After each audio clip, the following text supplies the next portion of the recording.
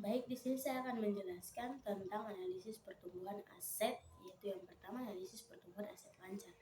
Nah, berdasarkan hasil pengelolaan data pertumbuhan aset, diperoleh informasi bahwasanya pertumbuhan aset Pemda tahun 2019-2020 sebesar 6%, tahun 2020 sampai 2021 sebesar 10%, dan tahun 2021 sampai 2022 sebesar 3%.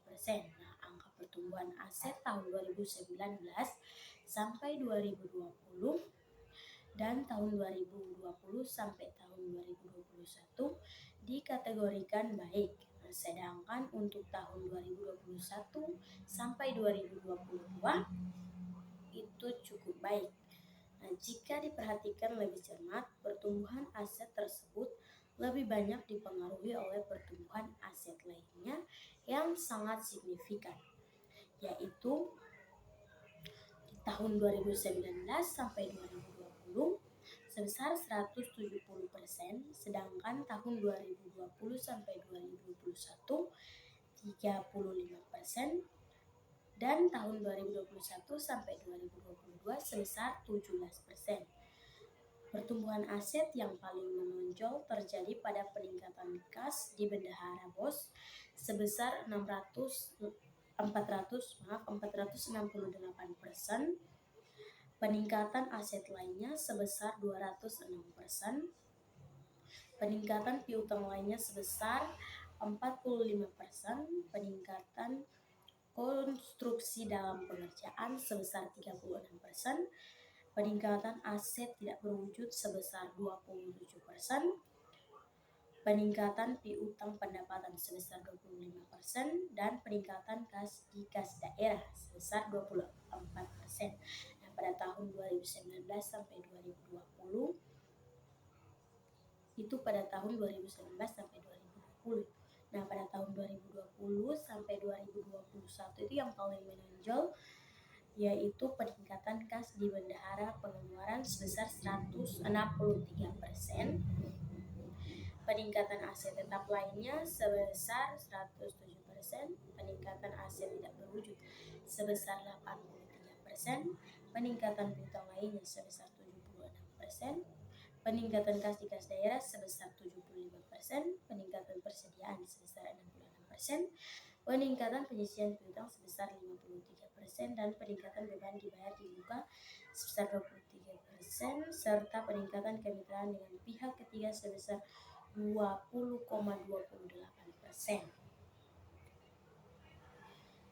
Nah, untuk pada tahun 2021 sampai 2022 itu yang paling menonjol yaitu peningkatan kas di dana BOS sebesar 537%, peningkatan kas di bendahara pengeluaran sebesar 218,85%, peningkatan kas di bendahara penerimaan sebesar 99%, peningkatan kas di BLUT sebesar 89%, peningkatan kemitraan dengan pihak ketiga sebesar 59%, peningkatan konstruksi dalam pengerjaan sebesar 56%, peningkatan piutang retribusi daerah sebesar 40%, peningkatan beban dibayar di muka sebesar 33%, peningkatan akumulasi amortisasi aset tidak berwujud sebesar 30%, peningkatan piutang lainnya sebesar 29%, peningkatan persediaan sebesar 28%, dan peningkatan penyelesaian piutang dan aset lainnya sebesar 23%,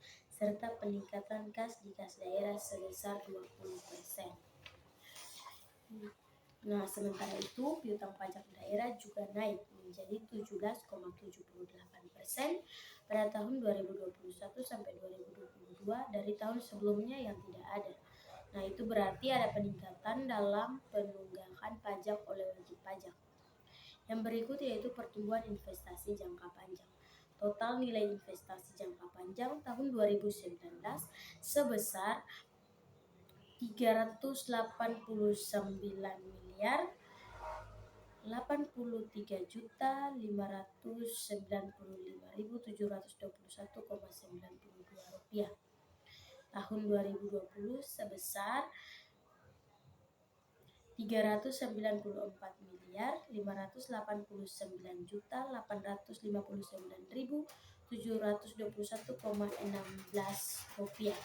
tahun 2021 sebesar 414.170.624,26 rupiah, dan tahun 2022 sebesar 439.916.373,6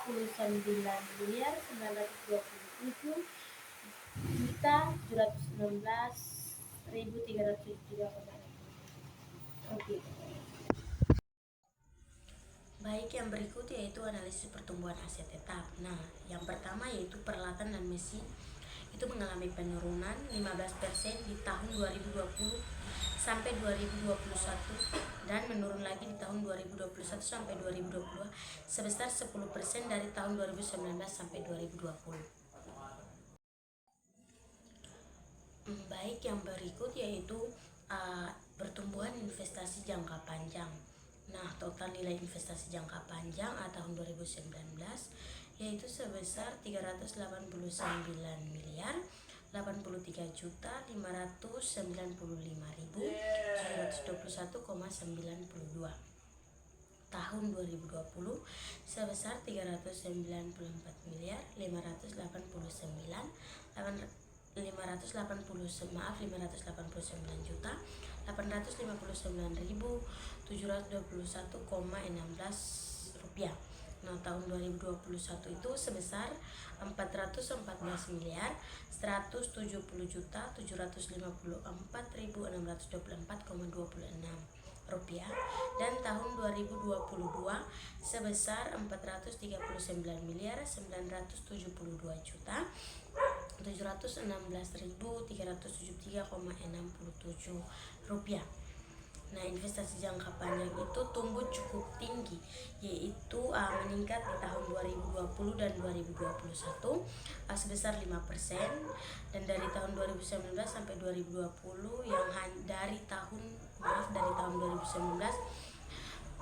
sampai tahun 2020 yang hanya 1%, dan meningkat lagi di tahun 2021 sampai 2022 sebesar 6%. Nah, ini didorong oleh meningkatnya penyertaan modal pemerintah daerah sebesar 414.170.754.624,26 rupiah, atau meningkat sebesar 5% di tahun 2020 sampai 2021 dan meningkat sebesar 6% di tahun 2021 sampai 2022.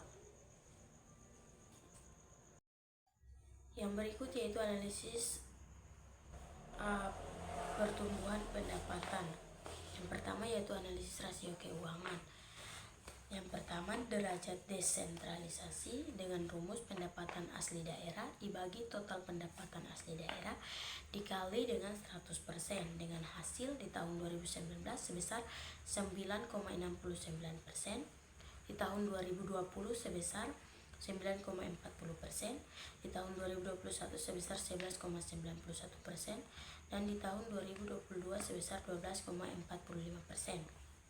Yang berikut yaitu ketergantungan keuangan daerah dengan rumus pendapatan transfer dibagi total pendapatan daerah dikali dengan 100% dengan hasil di tahun 2019 sebesar 26,79%, di tahun 2020 sebesar 27,2%, di tahun 2021 sebesar 25,11%, dan di tahun 2022 sebesar 24,88%. Yang berikut yaitu kemandirian daerah dengan rumus pendapatan asli daerah dibagi dengan transfer pusat tambah provinsi tambah pinjaman dikali 100%, dengan hasil di tahun 2019 36,43%, di tahun 2020 sebesar 35,7%, di tahun 2021 sebesar 47,44%, dan di tahun 2022 sebesar 49,79%. Yang berikut yaitu efektivitas pendapatan asli daerah dengan rumus realisasi penerimaan pendapatan asli daerah dibagi dengan target penerimaan pendapatan asli daerah dikali dengan 100%, dengan hasil di tahun 2019 1,34%, di tahun 2020 sebesar 1,65%, di tahun 2021 sebesar 95,66%, di tahun 2022 sebesar 99,85%. Yang berikut yaitu efisiensi pendapatan asli daerah dengan rumus biaya perolehan pendapatan asli daerah dibagi dengan realisasi penerimaan pendapatan asli daerah dikali dengan 100% dengan hasil di tahun 2019 2,59%, tahun 2020 2,80%, di tahun 2021 2,20%, dan di tahun 2022 sebesar 2,30%. Yang berikut yaitu efektivitas pajak daerah dengan rumus realisasi penerimaan pajak daerah dibagi dengan target penerimaan pajak daerah dikali dengan 100% dengan hasil di tahun 2019 1,54%, di tahun 2020 1,75%, di tahun 2021 967,95%, dan di tahun 2022 1165,79%. Yang berikut yaitu efisiensi pajak daerah dengan rumus biaya pemungutan pajak daerah dibagi dengan realisasi penerimaan pajak daerah dikali dengan 100% dengan hasil di tahun 2019 4,84%, di tahun 2020 4,17%, di tahun 2021 4,4%, dan di tahun 2022 3,73%.